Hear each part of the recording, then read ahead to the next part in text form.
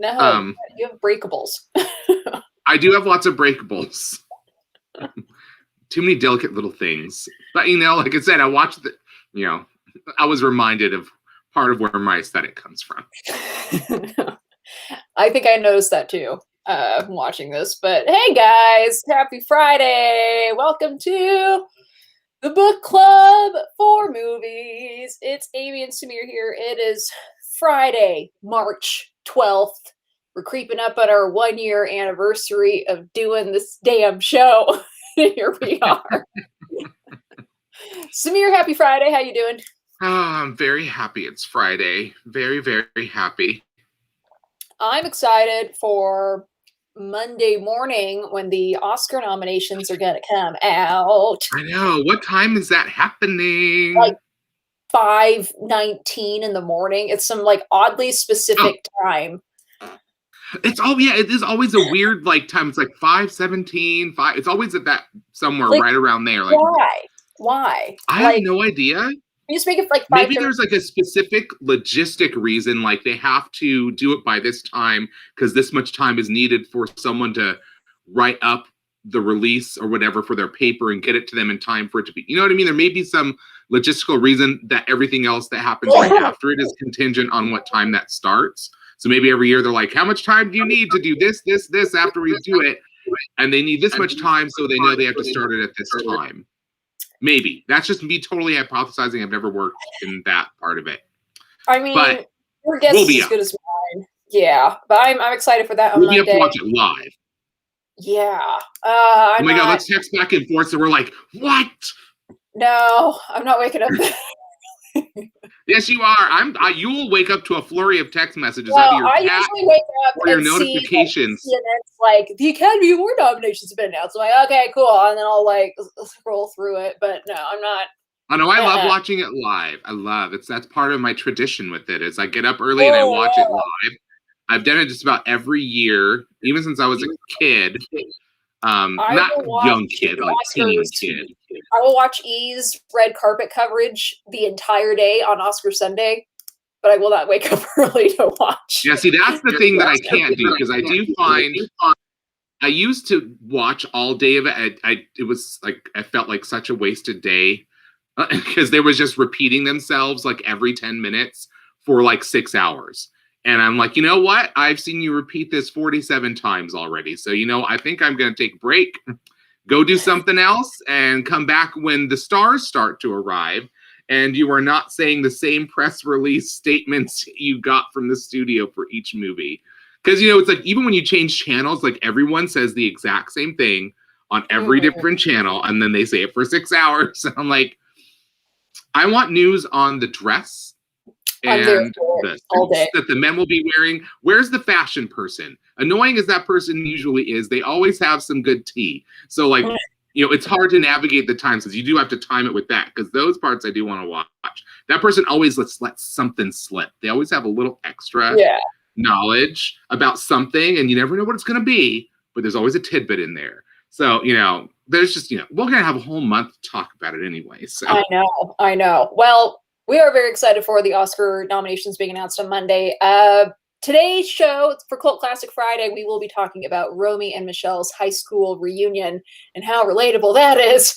Before that, yesterday we did part 2 of 4 of our fantasy films for Genre Thursdays, and we picked A Little Princess. Alfonso Cuarón's A Little Princess. It was, again, I hadn't seen this movie in so long, and as soon as the titles started, it just like that green and the music and the font, it like all came flooding back to me. And I still don't remember absolutely everything in it, but it really was like all coming back. And it was delightful. I didn't tear up. I thought I was going to tear up this time. Didn't tear up, but I did tear up a little bit this time. Mostly because I remember as a child that like my dad would tell us stories about India, like just like what you hear in this movie. And I loved that they weren't trying to be like, we're going to try to recreate India perfectly on a soundstage, because they obviously couldn't film in India, I would imagine, for a lot of this film. And so the going the route of like, this is how it looks in your head as a child. And it sort of, there's so many elements of it that invoked a memory for me of the images I created in my head as my dad told me these stories. You know, stories about tigers in the jungle. Like, you know, for some other people who want to be woke, I can understand them seeing the movie and being like, oh, wow, this is like othering and exoticizing India and doing all this stuff. And I'm like, this is how like Indians exoticize India for their own kids. At least in my experience, that's how it was with my dad. So like, I felt like so at home. And I was concerned with the little girl's line delivery at times. It felt a little, it was weird. Like that, you know, eventually it made sense because it was her character and it just felt true to the character. So like that weird, very soft edged, like persistent optimism and goodness in this character.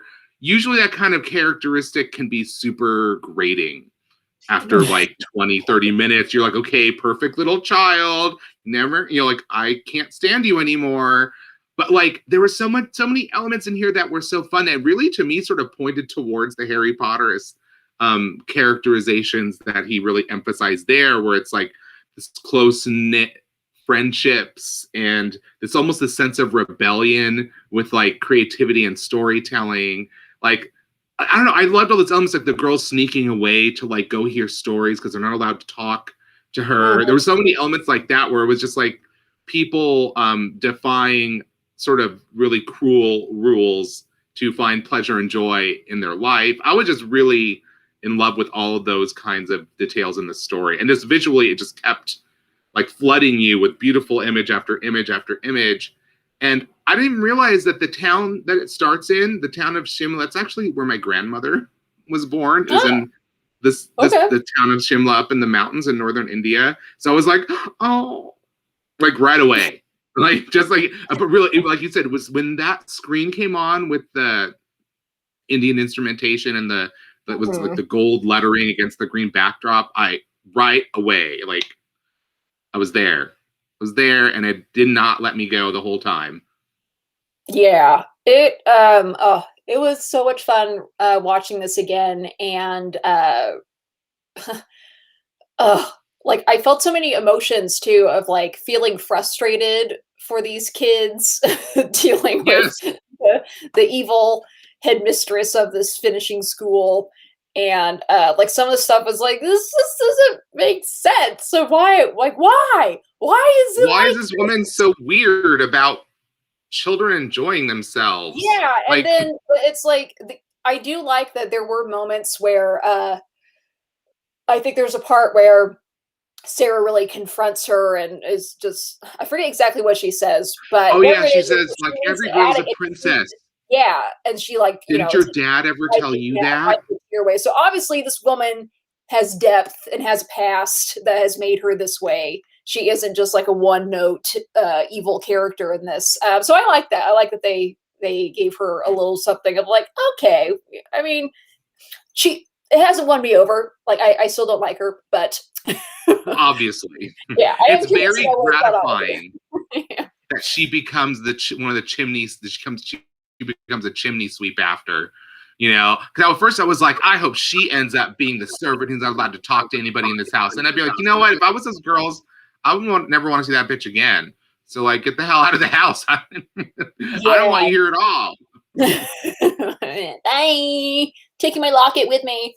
But she kept saying like, you stolen this, and I was just like, you're stealing it from a child, woman. I was just like, what kind of human being are you? Like, at least she chokes up a little bit when she's trying to tell her that her father is dead, but she just snaps right out of that and to be like, and I'm in this difficult position. Yes, me. upon me. Why aren't you paying attention? I just told you your father died. You seem to be lost somehow. Yeah. Like, Stop looking at that balloon. Yeah. What did you think my response was going to be to that news? Yeah, and then like immediately, like, okay, up in the attic. Oh, I love the moment where she's like, I'm gonna curse you, because she realized that all the kid thinks like, oh, the kids don't know anything about India, so she, they only know the stories that she's told, so she can make up anything. She's like, I learned this from India. I did used to do things like that to other kids because they knew my dad was from India. They knew I was Indian, so I would be like, I'm cursing you. Yeah. Who knows if it worked? I should check up on them, see how their lives turned out. But that girl does seem to think that her hair's coming out at one point. Yeah, this movie was just, sorry, I keep yawning, guys. This movie was just so pleasant to watch. Visually beautiful. I love the very stark difference between like everything in New York is green and then everything in India is like orange and warm, and then like those colors are brought back up into the attic. Also, okay, I know this is more like I shouldn't take this. We chose this for Fantasy Day, so things shouldn't really be taken so literally. But how did that man and the monkey turn the attic into this like Indian oasis, including the sheets they were on? That's what really got me. It was like, okay, I mean, if this was a realistic thing, they had to move these sleeping bodies off, put on these like satin sheets and put them back on without disturbing them. Ambitious. I did the same. I had the same thing. I was like, wait, even the sheets are changed. Like, how did you not wake them up? But also, I don't know how many other people have like dealt with a sleepy child and moved them to bed and out of bed from where they, it's like when you pick that kid does not remember shit. You're like, you're like, okay, they fall asleep on the couch. You have to take them up to their bed. You take care of her tonight. And you'll just pick that kid up. That kid will stay asleep while you pick it up, sling them over your shoulder and walk up the stairs and then plop. Like they don't even wake up. I've had to do that numerous times with the niece or a nephew. And I'm always like, I'm going to wake them up if I move them. My sister's like, just take her to bed. Like, it's going to be fine. And I'm like, really? She's like, just do it. And then every time it was like that. I'm like, oh, she didn't wake up at all. In fact, it was, I would used to start by trying. I'm like, come on, wake up. We got to get you to bed. And I'm like, okay, that does not work. I think that just carrying them upstairs was the path of least resistance and the quickest way to get them to their bedroom. So I'm like, okay, maybe there's some of that in there. Like, plus they were pretty exhausted children. When they fall asleep, they've been working all day. They're being starved as punishment. It's like, okay, maybe they wouldn't have woken up when he was like, I'm just gonna lay you down over here while I prettify your space. Because now when I saw that, I'm like, oh, that's where it comes from. Yeah, those fabrics, the things like this is literally what Samir is turning his bedroom into. It is. After I saw it, I was like, oh, we should have done yesterday's show with me in my bedroom so you could see the setup there behind. Maybe for next fantasy week, I'll do that. Maybe. Yeah. Wait, hang on. We have to look at one of our regulars here. Andres, what? Oh wait, that wasn't the right one. That's the quote from. It's the quote from the movie where she's like talking to someone on the dance floor, and then she's like, "I'm sorry, can you excuse me? I cut my toe earlier, and my shoe is filling up with blood." And she starts hobbling off the dance floor. There was something about it. I was like, it sounded like everybody believed it. Well, clearly it's been a while since I've seen the movie that we are going to be talking about today. Luckily you're with me. It's delightful. Yes, Little Princess is just delightful. It's available on HBO right now. Please check it out. Escape to India, or this magical idea of India through a little girl's eyes. Very heartwarming and also kind of depressing at times, but heartwarming. But yeah, let's talk about Romy and Michele. So this is our cult classic pick for today. The blonde leading the blonde, which I feel like is slightly insulting to blondes. But yeah, that is out in 1997. Two dim-witted, inseparable friends hit the road for their 10-year high school reunion and concoct an elaborate lie about their lives in order to impress their classmates, starring Mira Sorvino, Lisa Kudrow, with amazing guest stars like Janine Garofalo and Alan Cumming, among others. It's been a little while since I've seen this movie.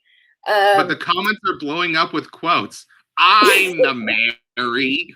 I'm the Mary. Yeah, I remember that one. I know like every line of this movie, and it never gets old or tired for me. Um, I don't really, I haven't seen a lot of the Barb and Star. I'm sure Amy, you've probably seen more of them. So I haven't when seen it we yet. talk about it on Monday, we can maybe contrast and compare. I just love these characters so much because I remember it was like the way the movie begins and ends, it's really about them being together. It's their relationship that is the story of the film. It doesn't ever really veer off into a full on, like, oh, here's a romantic subplot for each of them. They're going to find boyfriends and be happy forever. And it's like a depiction of how to be happy without having a partner. Picture how to be happy with a chosen family. Like, you know, themes that really resonate with gay audiences. And of course, like the fashions are kooky and weird. They're not just straight up 90s things like, okay, this is what 90s fashion looked like. They're characters who actually create their own clothes. So the fashions are made of weird fabrics and have odd accessories. And it's completely like their own style. So there's so many things that make this like the most delicious cinematic cocktail for the 90s homosexual. It was also probably my favorite Mira Sorvino role. And of course, Lisa Kudrow went on to do amazing. Obviously, Mira Sorvino's career was very much derailed by her refusal to acquiesce to the demands of creepy old men at Miramax. And so her career really did suffer because of that. But this was like the last great role she really got her to dig her teeth into before that happened. And then Lisa Kudrow, who was never really part of that game because she was doing Friends and all that, her career just like soared from here. And now, you know, she's got The Comeback, which is another hilarious, like I think timeless piece of entertainment that people still are quoting and still love. There's a lot of, you know, this movie is special in so many ways to me. I can't even remember who directed it. I just remember also, I just loved everything about it. I love the cast, Janine Garofalo when she was the coolest she ever was.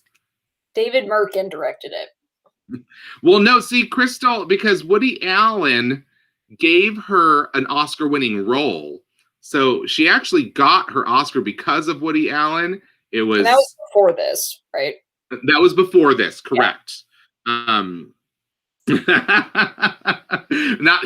Woody Allen is a creepy old man that had an effect on other people. Me and Amy are watching that show. She was too old for him. But yes, that would be it. But I was talking more like Harvey Weinstein, like major drama. Yeah. I'm sure yeah, it was oof. Yeah, see, Walter gets it. Ruined her career along with many others. It's just sad because this movie shows how great she is. Like hilarious. She's just like a gifted comic actress. And can you imagine all the comedies we might have seen with her, with like great directors that wanted to work with her during that period? And this is great though. This is like a comedy high for me that she hit here. Like she will be remembered fondly forever because of this movie, as far as I'm concerned. And this was turned into a musical that I did not see. But was it? Because I know I was reading up on it. There was a chance of this being turned into a TV show, and they made a pilot. The pilot aired, wasn't picked up. There was also a prequel to this that I don't think did well at all, and I don't think it had the two of them in it. Yeah, and then I saw something about like in the last like 2017. Bless you. Sorry. For a stage performance of this.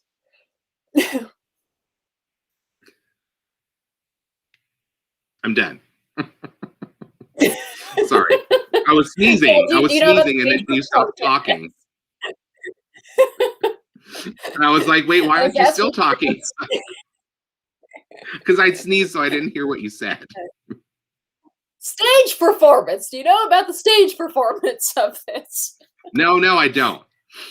Okay, cool. Well, supposedly that was not something that toured or came through, or it did not cross. I did not cross paths with a stage performance. I wasn't like somebody who loved this movie and wanted to see it done in a million different ways. I didn't need anything else. I just needed this film, and it's like it's a rewatch that you always enjoy. Like sometimes some movies you can watch over and over again. And you're like, oh, okay, well, I just want to skip ahead to this part because I like this. Let me skip to that. This is not one of those movies. This is a movie where every moment of it is enjoyable for me, and I will watch it from beginning to end without fail. And like the movie Clueless, I may say every line out loud the entire film if I am with an audience that allows such a thing to happen. Luckily, I will be watching this alone on the DVD that I own of it. But. Then, yeah, quote away.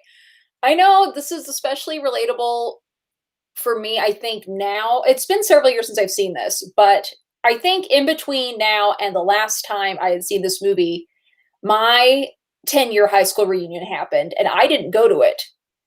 And I remember having those feelings, and probably a lot of people maybe think this too, of like even in high school, maybe you're already thinking of your 10-year high school reunion and what is my life going to be like? And I'm going to be successful. I'm going to be where I want to be. And one of the main reasons why I didn't want to go to my 10-year reunion, which that would have been in 2018, it was, I'm not where I want to be in my life. Like, I didn't want to be the person hanging out with all these people who I'd never really even liked back then, and I felt like didn't like me either. And then just to be like, yeah, I'm trying to be an actor, and I live with my parents. Yeah, I was not. Like, I also I didn't want to deal with. I didn't want to deal with their judgment. So there is something very relatable about them going and being like, we don't feel like we're successful enough, and we're going to create our own story. And of course, they learn that they are successful in their own way. Yes. I know. Like, that makes them relatable to a lot more people, because there's a lot of people who, wanted to pursue dreams, and some people maybe give up on those dreams a little bit just to have security. So there's those people, I think, can relate to it too, because it's like, oh, well, see, like, look how difficult it is when, you can't compromise your life to doing something you don't, that you don't like doing, just to get by. Like, you really still want to do these things with your life, even though they're a little bit, extended adolescence, perhaps going on with them in a way. Maybe also the fact that they were not popular in high school for a couple reasons, but also because their fashion, their personalities made them stand out from the crowd. And it's hard to be a teenager when you stand out that much. Well, that's a lovely thing. You just, if you could print that on a gown, oh, that wasn't like a nice. Maybe if my high school reunion was this year, but not a few years ago. Well, yeah.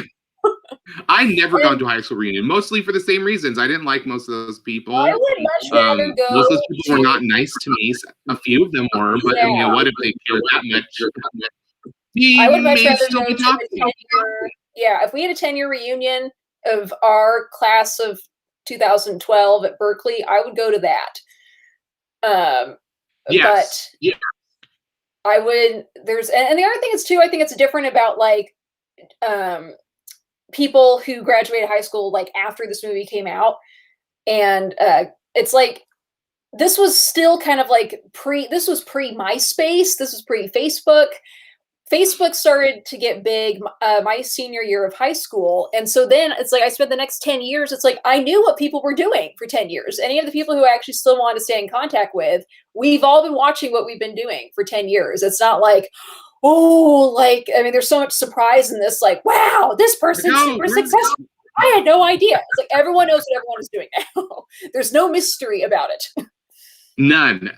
But also I wanted to say hello to a viewer from Wales who's tuned in. So hello, another lovely Luke has joined us. Hello. Thank you. I hope you're going to watch the movie and come back and comment on Monday's show, because I don't know how we'll get through the next show. I'm surprised I got through this one without just, I'm resisting the urge to like quote all my favorite lines. It's you may have to hear some of them after the show is over, but maybe I'll let you watch them in the movie again. I'm really looking forward to watching this again. This movie is only available to rent, I believe. I looked it up on all the platforms this morning. So, Mhm. pay the $3, $4, watch it this weekend. And just Or, if you own it on DVD. I don't own this, sadly. This is one I Well, probably you would should. if I see this at if I ever go to Walmart again and see that, I figure this would be like a $5 Walmart DVD. I'm getting it. Totally getting it. It's not gonna be, but for some reason this one never is. But it's one you should just own anyways because it is delightful and worth rewatching over and over and over again. I mean, my DVD of it is put in a few miles. It still works though. That's the important thing. Yeah, we hope those things never wear out like a VHS tape because then we're in I trouble have financially. had it for probably almost 20 years. I've had some DVDs for that long. So Yeah, some of the first DVDs my the family ever technology bought. was pretty good. Yeah. Anyway, please watch this movie, available to rent. It is Friday, which is our Patreon Appreciation Day. Samir, why don't you read those off for us? Oh, yes. I would like to start by thanking our screenwriter Patreons, Aunt Julia, mwah, and Crystal Maya, my dear friend. Someday soon, it's on the horizon, we will work together at the Orpheum again. And of course, Walter Murray, who is technically a day player, but does contribute an additional amount via Venmo to He's a also. ghost screenwriter. Yes, ghost ghost screenwriter. Yes. That's going to be your deal. Day player role is it's just a cover.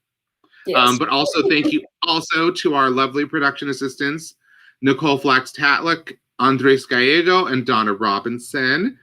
Andres, it's nice to see you back in the chats again, and maybe we'll see you chatting further in the future.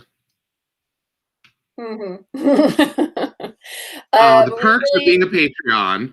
Yes, we appreciate all of you so much. If anyone else is interested in joining our Patreon, I put the link in the comments. We do not get paid to do this. We've been doing this for almost a year. It's crazy, but it all adds up. So thank you so much. We also have our merchandising now, and thank you, Crystal. Crystal bought a sweatshirt the other day. I put the link for that also in the comments. You can get our logo on, oh God, so many things. There's like a sticker magnet, there's t-shirts, there's sweatshirts, you can get a pillow if you want. There's a lot of options. A coffee mug. I myself, Redbubble makes a lot of things. And a t-shirt. Yeah, Redbubble has a lot of. Yeah, you could pretty much put your logo on anything on there. So, anywho, that also checks us out if you guys are just like our logo. It's just like I don't know. My best friend Tawny designed the logo, and I just like it. Yeah. Anywho, thank you guys so much for all of that. Next week is going to be really fun. Wednesday is St. Patrick's Day, and all week we're doing Irish Week. We are focusing on Irish actors and filmmakers and movies all week. And as I had mentioned before, I will probably be attempting an Irish accent sometimes, and apologies in advance. I just can't help myself sometimes.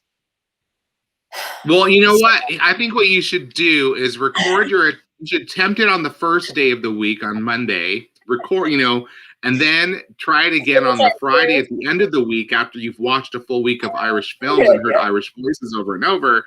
And we can see if just having heard them over and over will have improved your accent any. It could be a little experiment.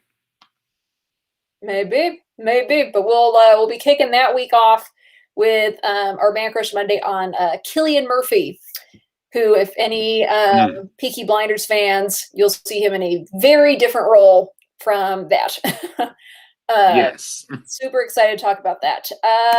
But this weekend, please watch Romy and Michelle's high school reunion. Again, this is available to rent.